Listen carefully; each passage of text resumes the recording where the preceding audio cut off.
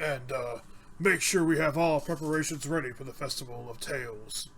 Oh, I'm so sorry. I didn't notice you there. My name is Bendis Silverheart. A pleasure to make your acquaintance. Have you come for the festival?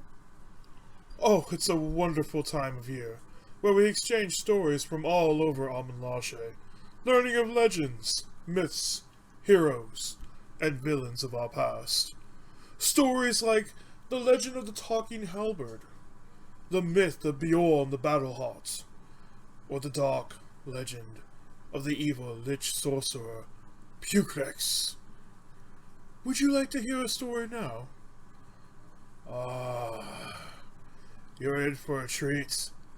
Prepare yourself for the story of Princess Meira. Long ago, on a moonlit night, the cries of labor pains could be heard throughout the castle. Queen Mother Isilnor laid back in the most dignified pose one could muster while birthing.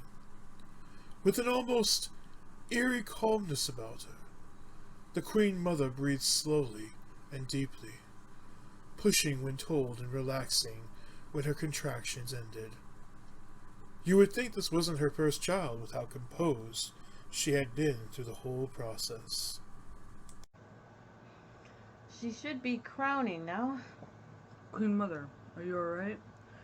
You're handling this birthing process well, but I fear that your demeanor shows detached empathy for the child.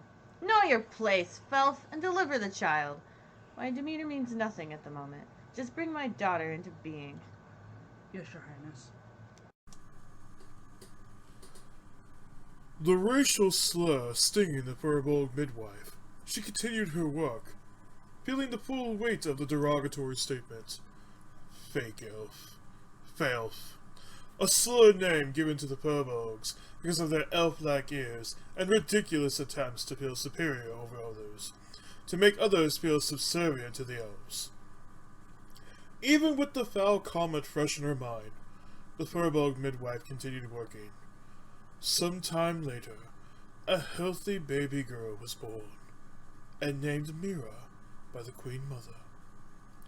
Refusing to hold the infant, the Queen Mother ordered that the baby be taken to its quarters. It would be some time before the Queen Mother would ever be parental towards her child. Or would she?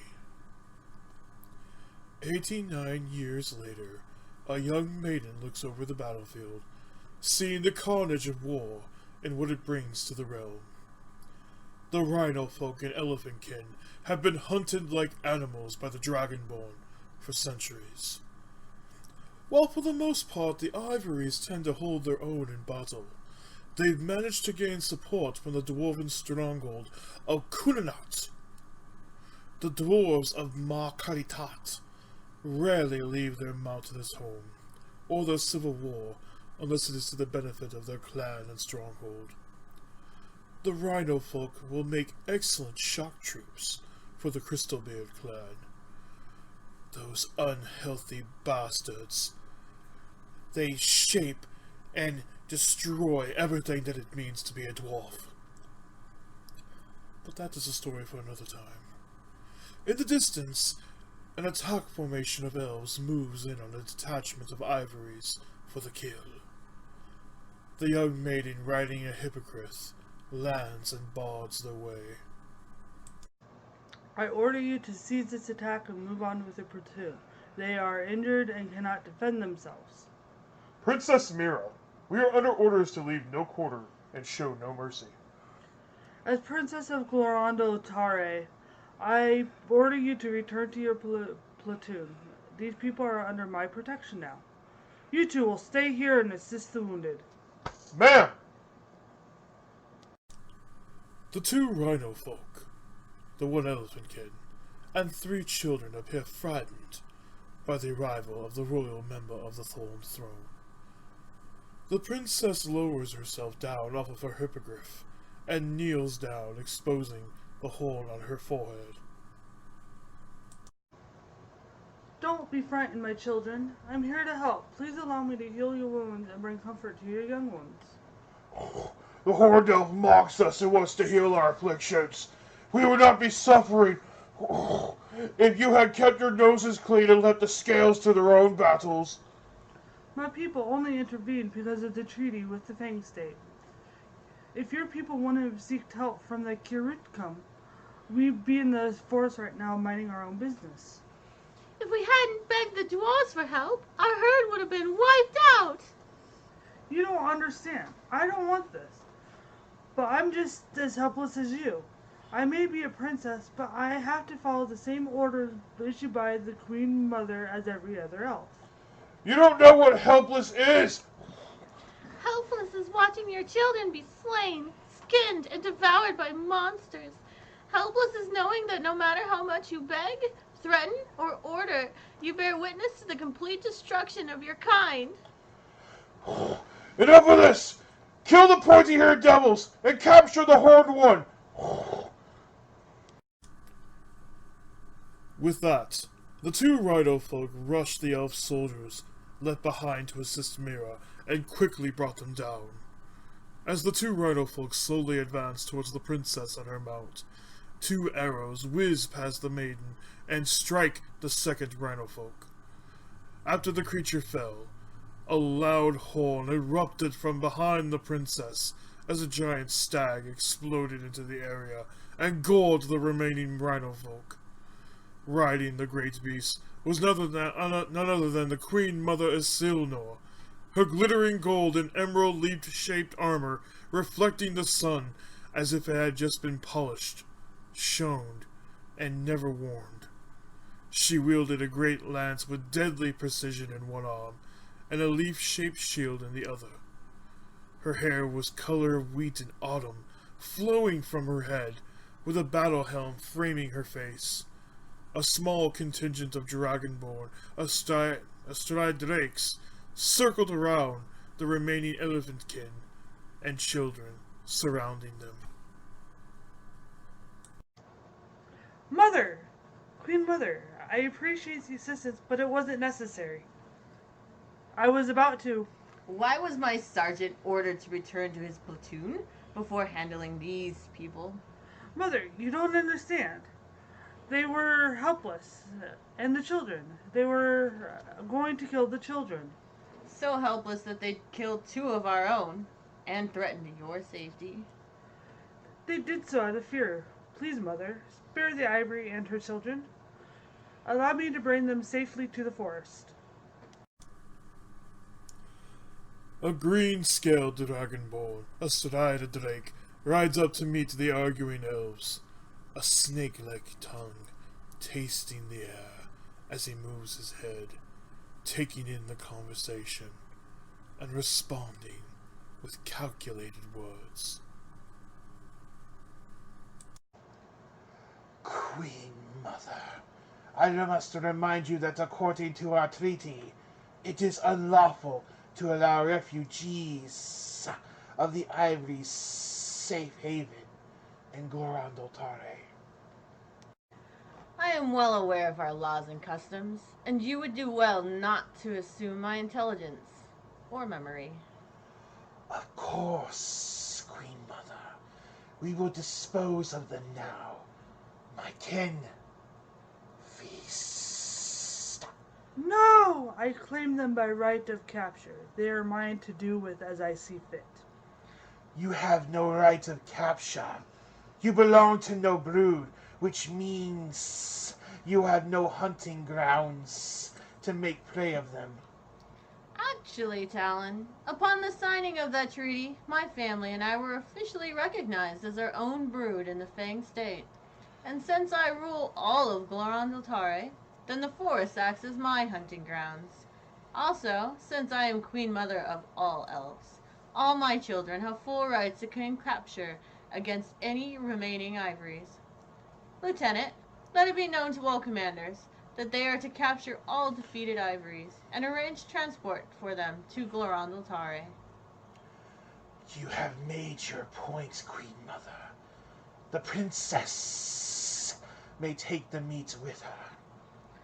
And I will be taking 50 of the finest bulls captured, along with 100 cows. A gift to show your appreciation for all the assistance the Emerald Forest has given you. Queen Mother, surely you must be jesting. Lieutenant? No, no, no, no, no. Of course. A gift to the Thorned Throne and our great friends of the forest. Belay that order, Lieutenant. Take these 3 to our healers. Finish assisting the Fang State in their endeavors, round up our assets, and move for home. I grow tired of these scales and their hunts. Meira, come with me.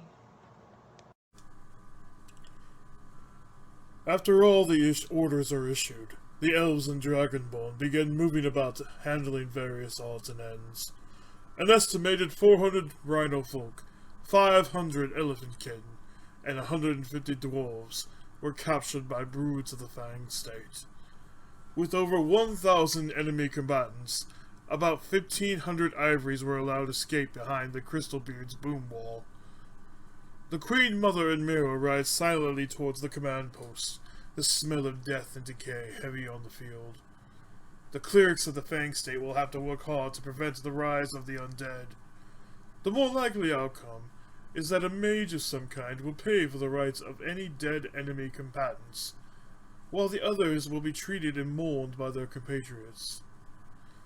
The Queen Mother and Meira arrive at the command post, entering Gasilno's private quarters. Mother, thank you for sparing their lives and saving as many as you could. I know you're under pressure to appease the Fang State, but it was the right... I grow tired of you ignoring my orders and doing as you wish. What you did out there caused the death of 2 of your brothers, my children. The only reason you haven't been banished or even killed is because of who you are. I've granted you this small act of kindness, but the traditions of the Fang State must be upheld. What do you mean, Mother? You and I will hunt down the Mother Elephantkin and serve her as we receive Talon and his attaché. We will observe the traditions of the scales and hunt the ivory, bringing her down together. I won't. I can't. You can't expect me to do something so heinous. What about our children? What will you do with them? They will join the others as troops loyal to me and the Thorn Throne. At this moment, my men are preparing for the hunt. You have no more authority, so do not attempt to use your position. We will hunt in the morning, and we will slay the beast. Along with any thoughts of not following my will in the future. Do I make myself clear? But Mother, you can't do this. This is Mom's... Do I make myself clear? Yes, Mother. Good. Sergeant, Yes, Queen Mother! take the princess to her quarters. Confine her there till I come for her. Yes, Queen Mother.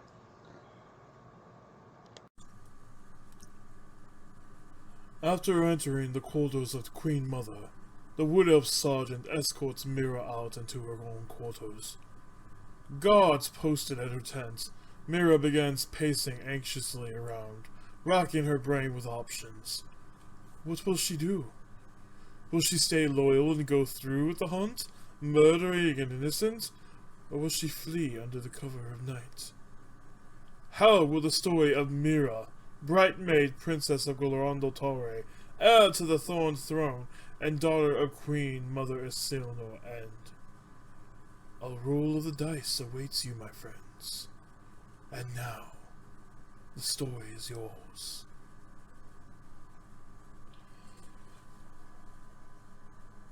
Wow, what a story. Thank you so much, Bendis Silverheart.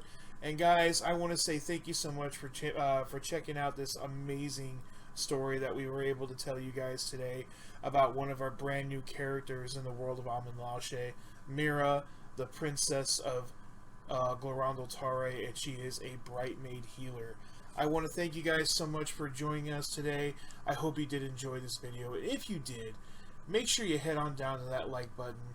And if you're new, make sure you subscribe so you never miss another great, amazing, compelling story here on Mod Creations YouTube and cosplaying content. Thank you guys so much for watching, and I'll see you guys next time. Bye!